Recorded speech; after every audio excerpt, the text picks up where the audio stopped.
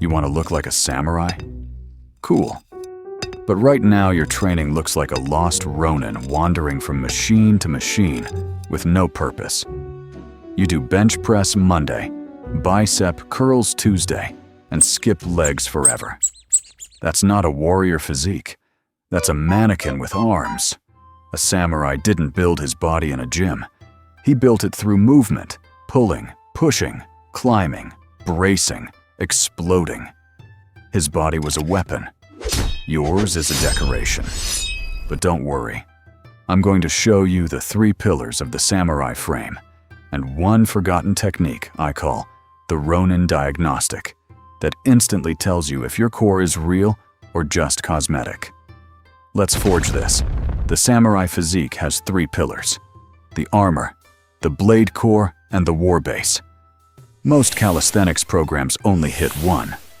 We're going to build all 3 with moves that actually serve a purpose. No fluff, no filler, no 12 exercise Instagram split that you'll screenshot and never do. Pillar 1, the armor.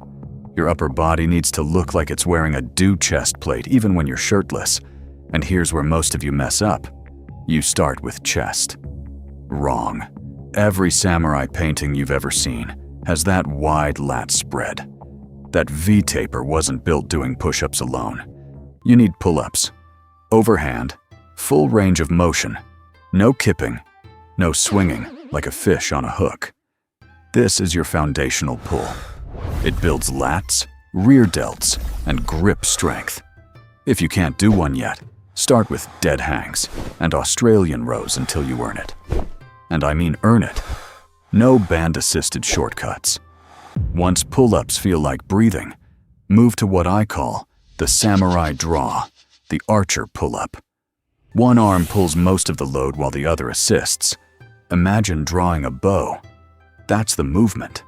That's where the wide, asymmetric, battle-ready back starts to form. Now, we layer the front plate. Dips. Not the bouncy half-rep nonsense you see online. I know you've done those. Stop it. Deep, controlled, slow dips. Lean slightly forward to load the chest and front delts.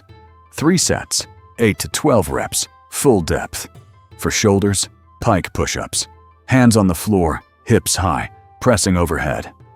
This builds cannonball delts that fill out the silhouette. A samurai without shoulder width is just a guy in pajamas holding a stick. Pillar 2.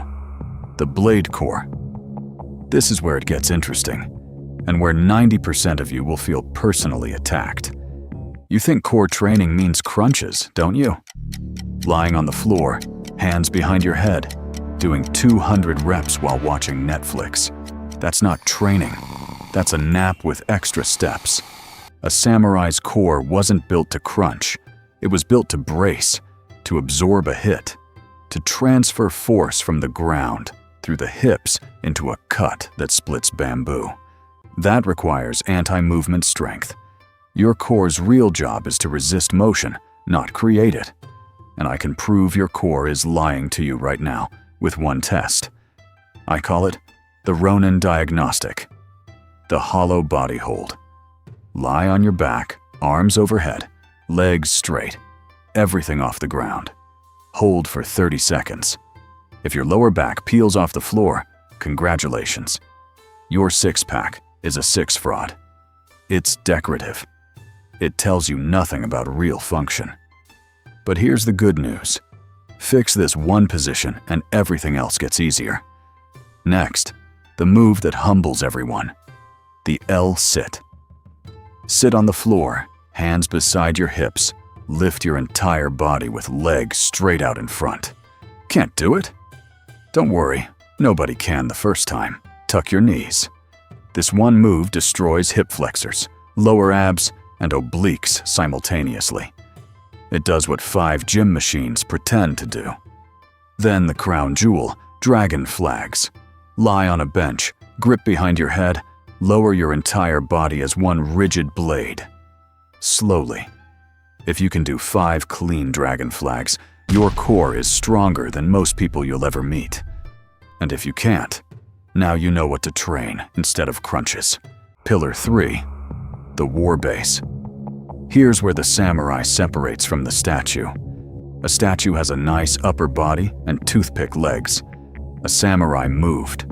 Low stances, explosive cuts, sudden direction changes. Your legs need to handle all of it. And I bet most of you haven't trained a single one of these. Pistol squats. One leg. Full depth. No assistance. This builds single leg strength, balance, and ankle mobility all at once. If a samurai couldn't hold a deep one-legged stance, he'd be dead before drawing his sword. Can't do a full pistol yet? Grab a door frame. Work the range. No shame. Shame is skipping legs entirely, which, let's be honest, half of you did last week. Then the move nobody talks about. The kneeling ambush. You know it as the shrimp squat. Instead of extending one leg forward, you fold it behind and sit back. This hammers the glutes and demands hip mobility that most gym bros don't have and don't want to admit they don't have. For explosive power, broad jumps. Stand still, explode forward, land soft. This trains the same fast twitch fibers a samurai used to close distance before his opponent could react. 3 sets of 5. Max effort, full recovery. Now here's your forging schedule. Day 1. Armor. Pull-ups, 5 sets max reps. Samurai draws, 3 sets of 6 per side. Dips, 3 sets of 10. Pike push-ups, 3 sets of 8. Day 2. Blade core. Ronin Diagnostic hold, 4 sets of 30 seconds. L-sit, 4 sets of 15 seconds. Dragon flags, 3 sets of 5. Day 3. War base. Pistol squats, 3 sets of 5 per leg. Kneeling ambush, 3 sets of 6 per leg. Broad jumps, 3 sets of 5. Rotate. Rest when needed. Add reps or harder progressions when it stops hurting your ego. No cables, no machines. No periodization spreadsheet you'll abandon by Wednesday. A samurai's body was forged through purpose. Every movement had a reason. Every muscle served a function. Stop training like a civilian. Start forging like a Ronin.